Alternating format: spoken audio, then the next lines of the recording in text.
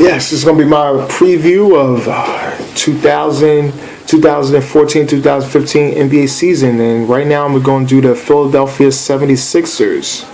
Top stories. It's going to be ownership and management plans on losing games to acquire draft picks and building a young nucleus. With that one, listen, they have a plan. I think people was just thinking, these owners and the GMs, they have a plan. They're tanking games. Not saying they do it on purpose, but for the talent you have around you, is letting everybody know you're not planning on winning. You're not getting guys. Guys that's not gonna. That's the thing people talking about. People talk about guys willing to lose games on purpose for the team to get draft picks. Guys out there that play and produce, regardless of what you say. Guys come out there and play to produce. These guys, a lot of these guys, they'll play as hard as they can because guess what? If they don't play hard, they're not productive, they don't have a job. That's it. But all this people saying they're tanking, they're losing on purpose. Well, management could put guys out there to lose, but that doesn't mean the guys is going to play to lose. Is the coach going to coach to lose? No. The coach is going to try to coach to win. Because he doesn't want to lose his job. Because if he teaches them, try to coach them to lose, you bring in the next guy in or your draft picks and whatever, that could resonate towards them, to the people and then the losing culture could just happen in your organization. So they're not doing that, but they're trying to lose on purpose by putting bad players on the team, not trying to succeed just to get high draft picks so they can build for the future. Maybe they'll get lightning in their bottle and that franchise-changing player to turn around the Sixers franchise. Nerlens Noel coming back after his rookie year with a knee injury. This is good to see him out there playing. He did hurt his knee in college a few years back, which I was kind of upset with. But I love Kentucky. But he did hurt himself. He didn't play in the tournament. And then that resonated over the season. He actually dropped some spots in the draft, and Philly did pick him up. After trading Drew Holiday to get him. So it's good to see him coming back. He can block some shots. He could block some shots. He could rebound. It's just a work in progress. Very raw, but it's a work in progress. They did draft Joel Embiid, and him possibly sit out the entire year. He is going to sit out the entire year. Philly is not going to have a rush to bringing him back, even though how much he wants to play. He's not going to play this year.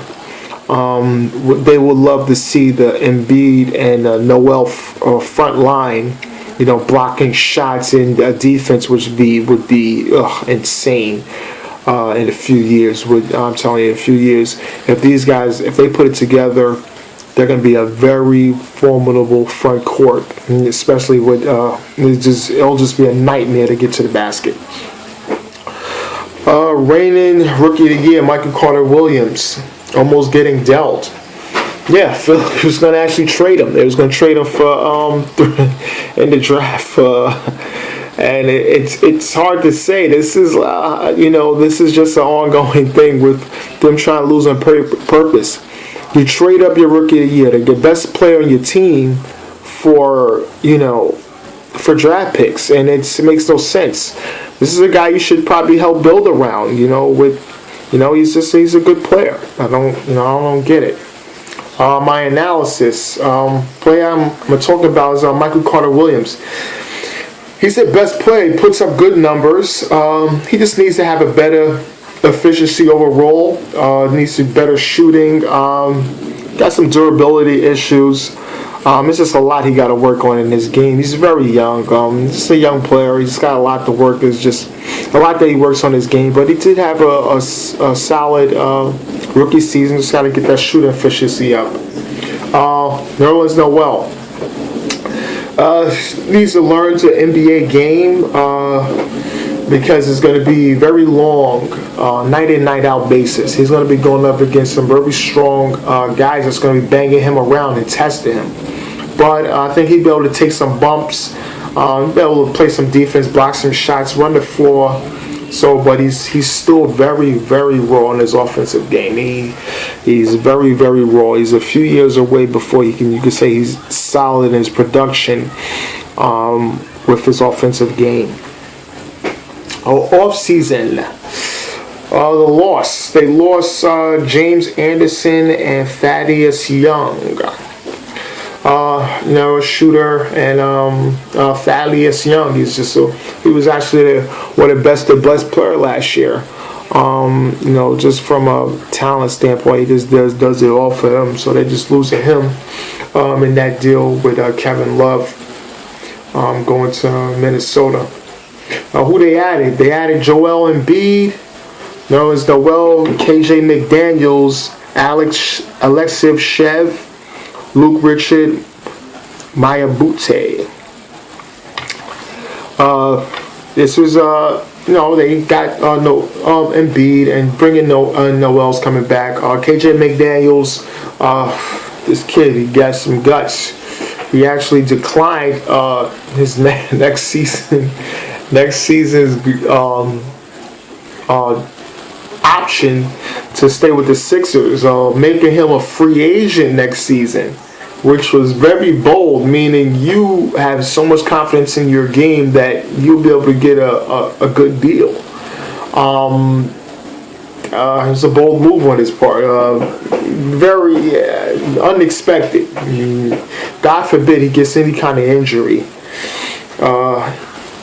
Young players to watch. I said watch all of them. They're all the players.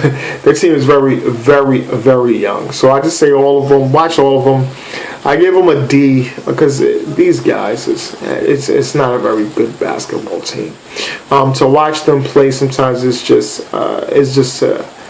sad sometimes. Last season was terrible. I think this season is going to be just as bad. The core players: Marcus Carter Williams, Nerlens Noel, Joel Embiid. These are the three guys. Embiid is not playing this year, so you don't have to worry about that. Michael Carter Williams, just got to watch what he could do, watch his progression. Will he be somewhat of a Penny Hardaway that people talk about? It's a very high expectation for a young player. And just want to see what Nerlens Noel learned this season. Coaching gave it Brett Brown. Gets a C. He gets a C. He's a good coach, but he's just in a terrible situation. And I have to really be able to see something. I don't really see too much from him. He did come from a good system in San Antonio, but I got to see some more with him because I think you losing, it really affects you. Their record is going to be 14-68. Yes, 14 wins, 68 losses. It's going to be a long season. They're going to lose a lot of ball games.